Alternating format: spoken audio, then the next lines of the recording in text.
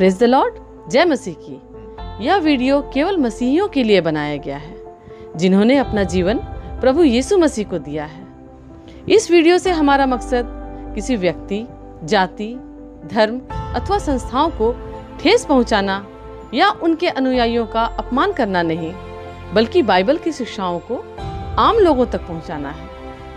मुमकिन है कि बाइबल की ये शिक्षाएं कुछ लोगों की विचारधाराओं से मेल नहीं खाती, अतः उनसे अनुरोध है कि वे खुद को इस वीडियो से दूर रखें ताकि उनकी विचारधाराओं को ठेस न पहुंचे।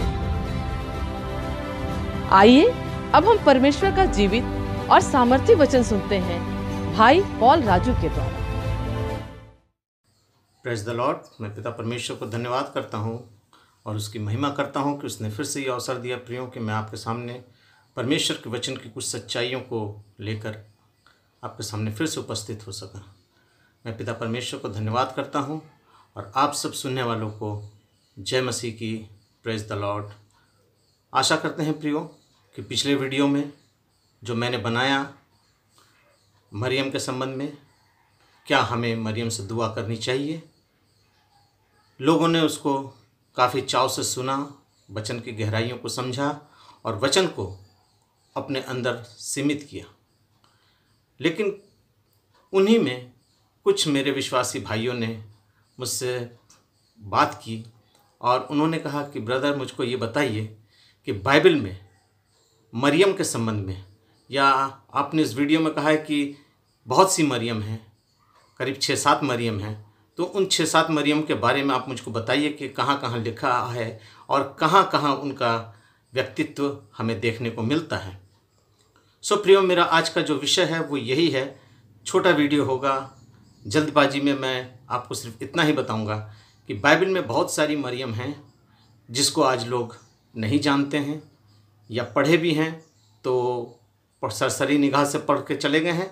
लेकिन प्रियो, मैं आज आपको उन मरियम लोग के बारे में बताऊंगा, उन मरियम के बारे में बताऊंगा जो यीशु की माँ के अलावा भी बाइबल में अपना अस्तित्व रखती हैं, अपना स्थान रखती हैं और बाइबल में भी उनका जिक्र है। तो हम ये ना समझें कि बाइबल में सिर्फ यीशु की माता मरियम का ही जिक्र है, ऐसी बात नहीं है। पुरानी व्यवस्था में भी हम देखेंगे, नई व्यवस्था में भी हम देखेंगे, अर्थात नए नियम पुराने नियम दोनों ही जगह से मैं आपको दिखलाऊंगा कि बाइबल में मरियम का नाम या मरियम का जो स्टेटस है या मरियम जो है वो कौन है, क्या है और उसका जो परिचय मिलता है वो क्या है। आइए मेरे साथ सबसे पहले पुराने नियम से हम निकाल देते हैं। पुराने नियम में मेरे साथ निकालिए गिनती की पुस्तक, उसका 12वां अध्याय। गिनती की पुस्तक उसका 12वां अध्याय और उसके पहले पद से मैं आपके लिए पढ़ रहा हूँ, जहाँ पे लिखा है, मूसा ने एक कूशी स्त्री के साथ विवाह कर लिया, इसलिए मरियम और हारून उसकी उस विवाहित कूशी स्त्री के कारण उसकी निंदा करने लगे। इस विषय को जब आप पढ़िएगा, ये डिटेल्स है, 13वीं आयत तक जब आप पढ़िएगा तब आपको पता चलेगा कि मूसा की बहन जो थी वो मूसा के इस विवाह से नाखुश थी और उसने मूसा के ऊपर कुड़कुड़ाया, जिसकी वजह से परमेश्वर का प्रकोप उसके ऊपर आया और परमेश्वर ने उसके जिस्म के ऊपर कोढ़ उत्पन्न कर दिया। और फिर बाद में हारून के कहने पर मूसा ने परमेश्वर से विनती की, प्रार्थना की और उसकी बहन का कोढ़ चंगा हो गया। सो प्रियो, मैं सबसे पहले आपको ये दिखाना चाहता हूँ कि पुराने नियम में मरियम जो है वो मूसा की बहन का भी नाम है जो बाइबल में पाई जाती है। आइए अब हम नए नियम की तरफ चलते हैं, क्योंकि बहुत खोजबीन के बाद मैंने कुछ ऐसे पदों को निकाला है जिससे मैं आपको रूबरू करा सकता हूँ। मेरे साथ निकाल प्रेरितों की पुस्तक उसका 12वां अध्याय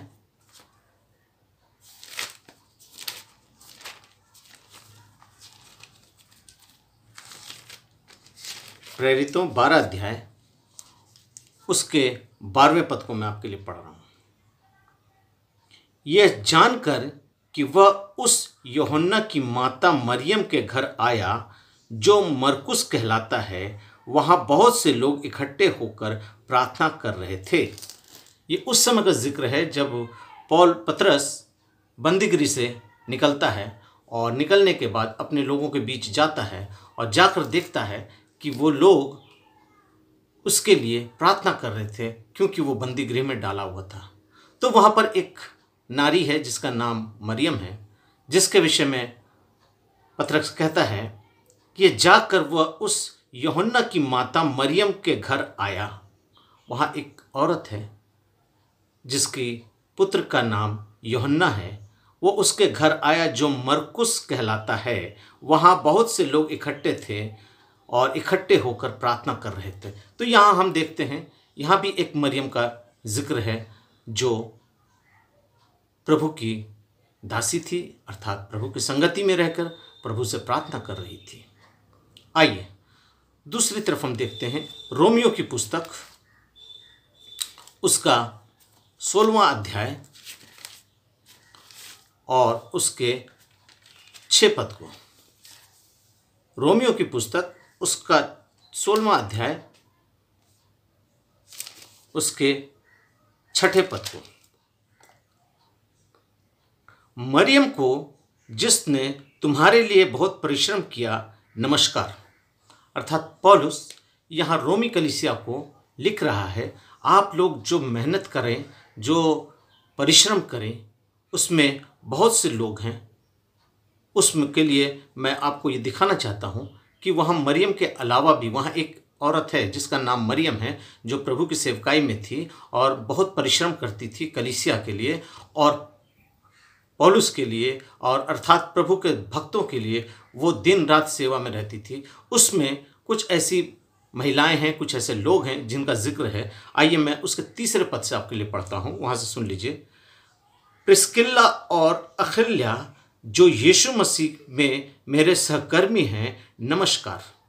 अर्थात पौलुस कह रहा है प्रिस्किल्ला और अखिल्या जो प्रभु यीशु मसीह में मेरे सहकर्मी हैं उनको नमस्कार। उन्होंने मेरे प्राण के लिए अपना ही जीवन जोखिम में डाल दिया और केवल मेरे ही लिए नहीं वरन अन्य जातियों की सारी कलीसिया के लिए भी उनका मैं धन्यवाद करता हूँ। अर्थात वो सबको धन्यवाद करता है। उसी के 6 पद में लिखता है, मरियम को जिसने तुम्हारे लिए बहुत से परिश्रम किए नमस्कार। यहाँ भी एक मरियम का जिक्र है जो इनके साथ मिलकर प्रभु की सेवकाई करती है, प्रभु में परिश्रम करती है और पौलुस उसके लिए उसको धन्यवाद देता है।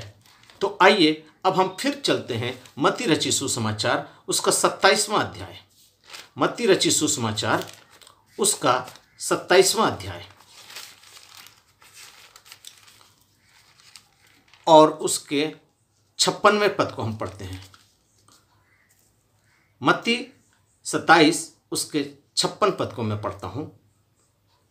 वहां लिखा है, उसमें मरियम मगदलीनी और याकूब और योसेस की माता मरियम और जब्दी के पुत्र की माता थी। ये कौन कौन मरियम? पहला, उसमें मरियम मगदलीनी एक और याकूब और योसेस की माता मरियम 2 और जब्दी की पुत्र की माता थी। तो यहाँ पर 2 मरियम को दिखलाया गया है जिसका जिक्र बाइबल के अंदर पाया जाता है कि जो यीशु मसीह के भीड़ के साथ, सेवकाई के साथ अपनी सेवा किया करती थी। आइए अब हम आपके लिए निकालते हैं मरकुस रचित सुसमाचार उसका 15वां अध्याय और उसके 40वें पद को मैं पढ़ता हूँ। यूँ मरकुस 15 उसके 40वें पद को मैं आपके लिए पढ़ता हूँ। वहाँ लिखता है, कई स्त्रियां भी दूर से देख रही थीं, उनमें मरियम मगदलीनी जो छोटे याकूब और यूसुस की माता मरियम और सलोमी थी। जैसा कि मैंने अभी आपको बताया, मत्ती रचित सुसमाचार उसमें 27वें अध्याय के मैंने आपको 56वें पद को पढ़ा, तो वहाँ भी इन्हीं मरियम का जिक्र है कि वह यीशु मसीह के प्राण को त्यागते के समय में और गलगथा पहाड़ी के ऊपर में दूर खड़े होकर ये नज़ारा देख रही थी। और इन मरियम का नाम जो आया है, इसमें 2 मरियम है जो मैंने वहाँ दिखाया मत्ती रचित सुसमाचार में। मैं उसी मरियम को यहाँ पर दर्शाता हूँ कि वो कहाँ थी, गोलगथा पर यीशु के क्रूसीफाई होने के समय वो दूर खड़े होकर देख रही थी। देखिए, मैं फिर से उस 40वें पद को पढ़ रहा हूँ। वहाँ पर लिखा है, कई स्त्रियां भी दूर से खड़े होकर ये देख रही थी, उनमें मरियम मगदलीनी, छोटे याकूब और योसेस की माता मरियम और सलोमी थी। इसमें कुछ जिक्र है कि इसमें ये महिलाएं भी थीं। इसको हम और भी क्लियर कर सकते हैं। आइए मैं आपके लिए 47वां पद पढ़ता हूँ। इसी का रेफरेंस है 47वां पद 47 इसी अध्याय के। मरियम मगदलीनी और योसेस की माता मरियम देख रही थी कि वह कहाँ रखा गया, अर्थात यीशु मसीह का जब क्रूसीफाई हो गया, उसकी मृत्यु हो गई, उसको उतारा गया, उसको लपेट कर कहाँ रखा जा रहा है वो देख रही थी। उसके साथ साथ थी कि कहाँ मेरे यीशु को रखा जा रहा है। सो प्रियो, मैं आपको छोटे से शब्दों में ये दिखा रहा हूँ कि बाइबल के अंदर में और कितनी मरियम हैं। आइए मेरे साथ निकाल लीजिए यूहन्ना रचित सुसमाचार, उसका 19वां अध्याय। यूहन्ना 19 उसका 25वां पद में पढ़ रहा हूँ। वहाँ पर देखिए क्या लिखता है। अतः सैनिकों ने ऐसा किया कि यीशु को क्रूस के पास उसकी माता अर्थात मरियम, जो यीशु की माता थी मरियम, दूसरी उसकी माता की बहन और क्लोपास की पत्नी मरियम और मरियम मगदलीनी, अर्थात यहाँ पर 3 मरियम हैं। पहली यीशु मसीह की माँ, दूसरी क्लोपास की पत्नी और तीसरी है मरियम मगदलीनी। तो हम इसी जगह पर 3 मरियम को देखते हैं जिसका जिक्र बाइबल में आता है। और प्रियो, ये 3 मरियम जो थी, ये सारे लोग यीशु मसीह के उस क्रूस के पास थे जो वहाँ पर क्रूसीफाई हो रहे थे या क्रूस पे उसको चढ़ाया जा रहा था तब। और इसके अलावा एक लाजर की बहन है जिसका नाम भी मरियम है, जिसको मैं दिखाना चाहता हूँ। यूहन्ना, आइए मैं आपको दिखलाना चाहता हूँ यूहन्ना रचित सुसमाचार, उसका 11वां अध्याय, उसके पहले पद को मैं आपके लिए पढ़ रहा हूँ। यहाँ पर हम लाजर की बहन को देखते हैं जिसका नाम भी मरियम है। यूहन्ना 11 अध्याय उसका पहला पद, मरियम और उसकी बहन मार्था और गांव बैतनिया का लाजर नामक एक मनुष्य बीमार था। तो मरियम और उसकी बहन मार्था। सो प्रियो, हमने आपको कई मरियम का जिक्र यहाँ दिखाया, जो हवाला दिया।